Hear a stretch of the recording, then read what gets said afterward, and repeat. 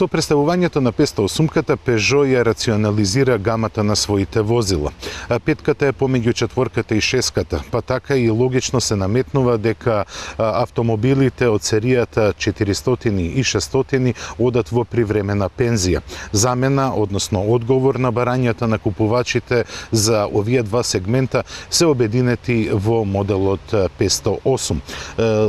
Од Peugeot нагласуваат дека за овој модел обрнато е внимание многу на квалитетот на материјалите и завршната обработка. А за моторизацијата се задолжени веќе познатите мотори од палетата на францускиот лав. Тестираниот модел е задвижуван со дволитрениот HDI мотор од 140 коњски сили.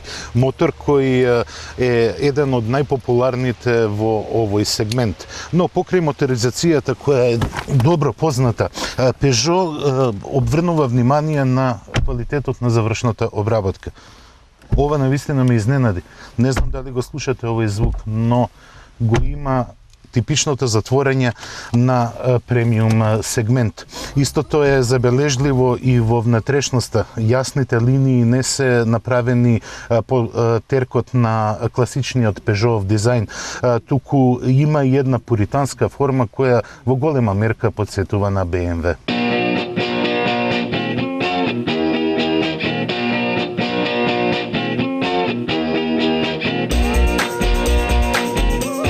Новата лимузина е позиционирана во средната класа, но има поголеми амбиции. Пред се со изгледот и остварувањата понудени во неа.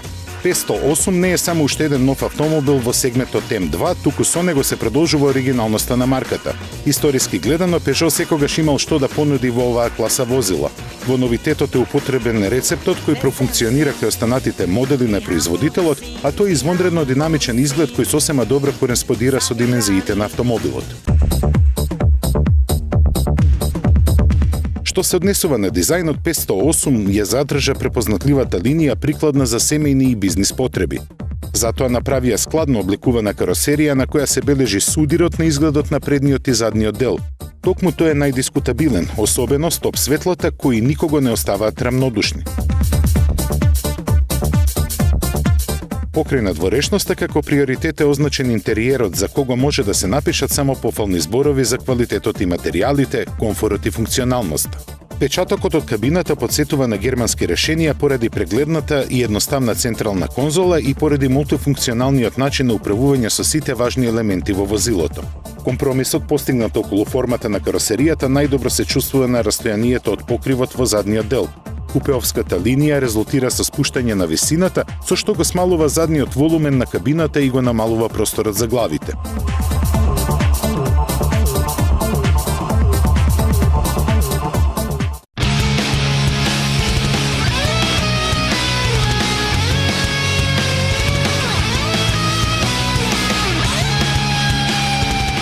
Новиот Peugeot 508 е поставен на 2,82 метри меѓуоски на расстојание. Од тоа профитира сем простора за патниците и удобноста во возењето. Малите нарамнини, толку присутни на нашите сообраќајници, не се регистрираат, а држењето на патот е безкомпромисно. Истиот впечаток се повторува со притискањето на педалата за забрзување. Тогаш се добива добра информација за патот, каросеријата останува смирена, исклучувајќи ја можноста за претерано наклонување. Острите свијоци ги поминавме без поголеми потешкоти, пред се поради добриот контакт со патот и правовременото реагирање на ESP системот. Неговото вклучување се одразува на брзината на автомобилот во свиок, што не дозволува спортски филинг, но го стимулира чувството на сигурност.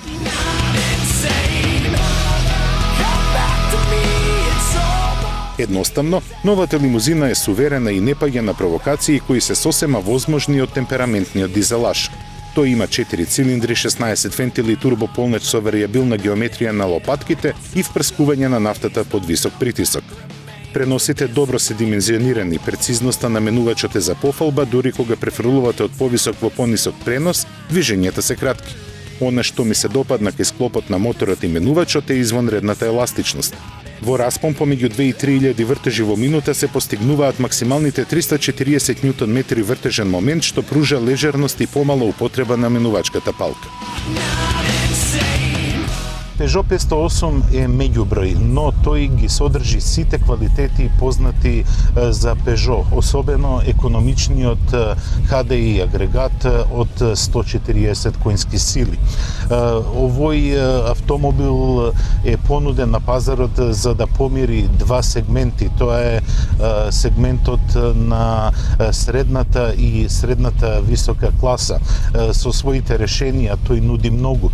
Цената од 26.320 евра може би е дискутабилна, но 508-ката има со што да се пофали. Пред се тоа е поради удобноста и доброто управување кое е понудено во овој модел и се разбира, морам да го истакнам повторно, премиум чувството во внатрешноста, како да не се наоѓате во Peugeot, туку во многу поскап премиум автомобил. Затоа 508-ката и давам добра оценка, бидејќи обединува не само символично два сегмента, туку го пружа оптимумот од нив.